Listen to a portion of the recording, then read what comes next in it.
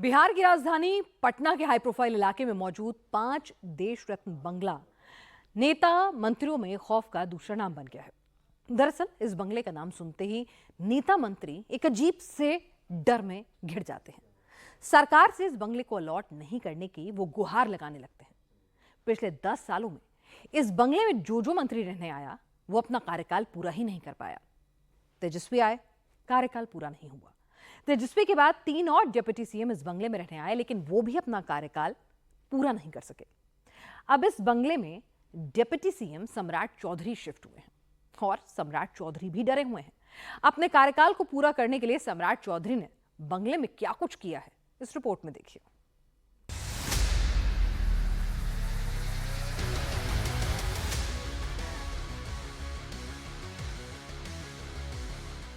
10 feet ऊंची नई दीवार बनाई गई है। सम्राट चौधरी के इस बंगले में शिफ्ट होने के बाद बंगले को वास्तु दोष के हिसाब से बदला जा रहा है। बंगले का जो पीछे का गेट है उसे बंद किया जा रहा है। आप देखिए यहाँ पर जो पीछे का गेट है वहाँ चारदीवारी खड़ी की जा रही है। ये पूरा जो पीछे का हिस्सा है उसे बंद कर दिया जाएगा। बाहर से सिर्फ एक दीवार बदली हुई दिखाई दे रही है। खबर ये भी है कि अंदर में भी कुछ बदला जा रहा है। इन सब बदलाव को बिहार में डिप्टी सीएम के बंगले के वास्तु दोष से जोड़ा जा रहा है। इस बंगले की चर्चा इसलिए हो रही है क्योंकि सम्राट चौधरी ने जब विजयादशमी के दिन इस बंगले में शिफ्ट किया, उसके बाद बंगले से जुड़े वास्तु दोष को मिटाने की कोशिश की जा रही है। क्योंकि इस बंगले का इतिहास ऐसा है कि हर डिप्टी सीएम का भविष्य खतरे में पड़ जाता है। अब 10 फीट ऊंची दीवार क्या डिप्टी सीएम का कार्यकाल पूरा करने के लिए बनाई जा रही है? दरअसल इस बंगले से जुड़ा एक सच ये भी है कि जो भी डिप्टी सीएम इस बंगले में रहा है वो अपना कार्यकाल पूरा नहीं कर सका है। बंगले में वास्तु दोष से क्या खतरे में आ गई है डिप्टी सीएम की कुर्सी? डिप्टी सीएम बन पाई है क्योंकि चर्चा नहीं बनना है भाई, नहीं बनना है, माफ कीजिए। 5 देश रत्न मार्ग बंगले पर क्या कार्यकाल पूरा करने के लिए तंत्र मंत्र हो रहा है? बिगड़े हुए वास्तु दोष को ठीक करने की कोशिश की जा रही है।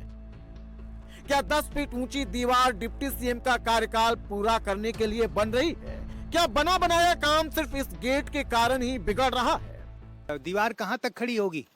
ये सर 10 फीट। अच्छा, यानी पूरे ऊपर तक? हाँ। क्या वजह है, क्यों दीवार खड़ी की जा रही है? सर ऐसे तो लोग कहते हैं ना कि दक्षिण का दरवाजा नहीं रहता है, वास्तु दोष है, इसी के शायद इसी का कारण, लेकिन हम लोग को इतना जानकारी नहीं है। लेकिन हम लोग कारीगर, दक्षिण दिशा है इधर। हाँ, दक्षिण दिशा की तरफ दरवाजा नहीं होना चाहिए। अच्छा, उधर एक गेट जो मेन गेट है उधर से ही आना जाना करेंगे डिप्टी सीएम? हाँ जी हाँ, उधर से ही आना जाना करेंगे डिप्टी सीएम।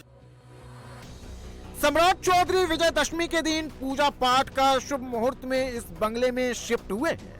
गृह प्रवेश के दौरान सीएम नीतीश कुमार को भी बुलाया था ताकि डिप्टी सीएम का कार्यकाल इस बंगले में पूरा किया जा सके। लेकिन बंगले में प्रवेश करते ही सम्राट चौधरी को वास्तु दोष दिख गया। डिप्टी सीएम के कार्यकाल को पूरा करने में बंगला आड़े आने लगा। 5 देश रत्न मार्ग बंगले में मौजूद सारे वास्तु दोष को सम्राट चौधरी ठीक करने लगे और इसी कड़ी में बंगले के पीछे मौजूद गेट को दीवार खड़ी कर सील कर दिया गया।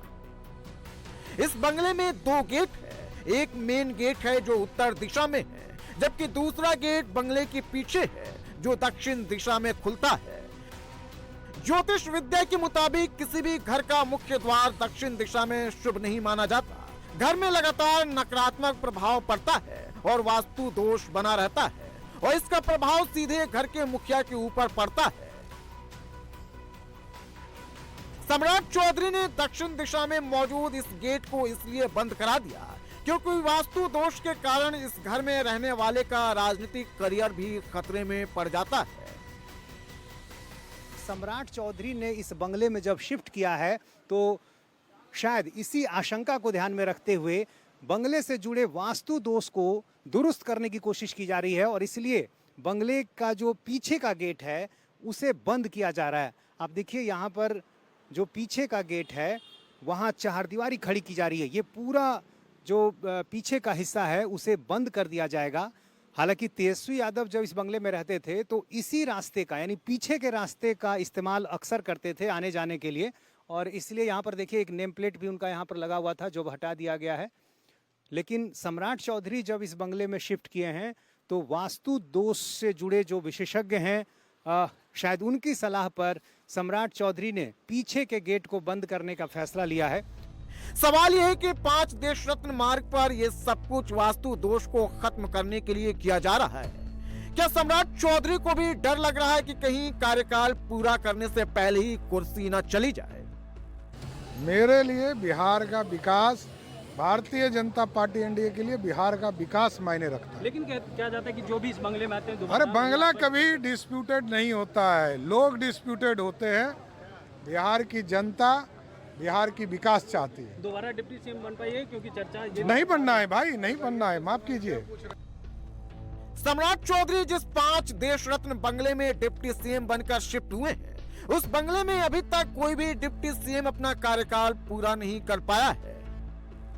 अभी तक इस बंगले में 4 डिप्टी सीएम रह चुके हैं और सम्राट चौधरी इस बंगले में आने वाले 5वें डिप्टी सीएम हैं। लेकिन सम्राट चौधरी से पहले जो 4 डिप्टी सीएम रहे उनमें से कोई भी अपना कार्यकाल पूरा नहीं कर पाया।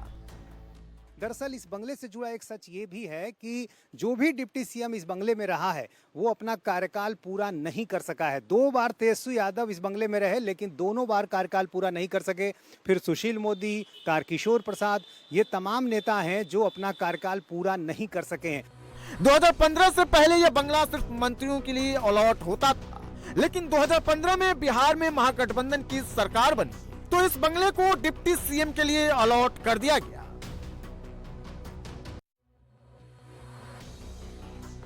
2015 में पहली बार तेजस्वी यादव डिप्टी सीएम बनकर बंगले में गए थे, लेकिन वो अपना कार्यकाल पूरा नहीं कर पाए।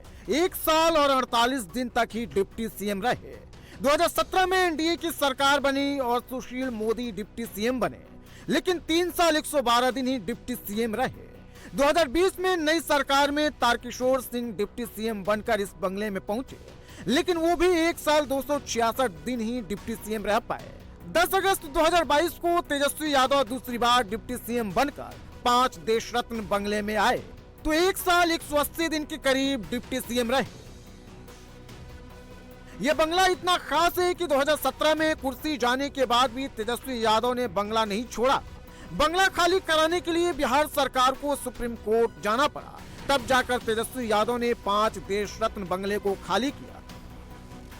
यह बंगला इतना आलीशान है कि इसके सामने मुख्यमंत्री आवास और राजभवन भी फेल है। तेजस्वी यादव 2015 में जब इस बंगले में शिफ्ट हुए थे तो इसे रिनोवेट किया गया था।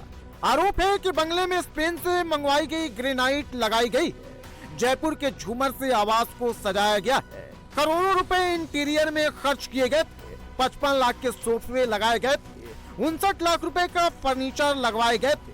बंगले के टॉयलेट में इटालियन टाइल्स लगाने का भी आरोप लगा था। यह पूरा बंगला 2 हिस्सों में बना है। एक हिस्से में वो भव्य घर है जो डिप्टी सीएम के लिए है, तो दूसरे हिस्से में आलीशान ऑफिस है और ये ऑफिस भी किसी 5 स्टार होटल से कम नहीं है।